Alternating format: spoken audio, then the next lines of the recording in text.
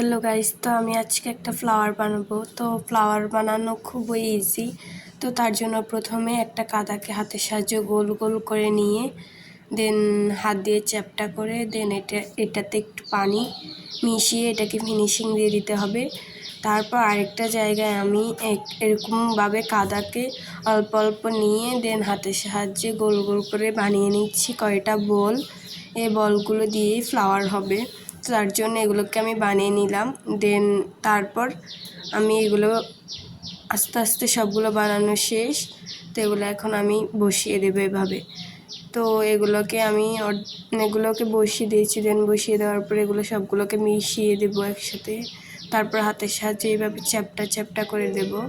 চ্যাপটা করে দেওয়ার পর এই যে এভাবে তোমরা দেখলেই বুঝতে পারবে। তো পানি দিয়ে আমি এটাকে ফিনিশিং দিয়ে দিচ্ছি।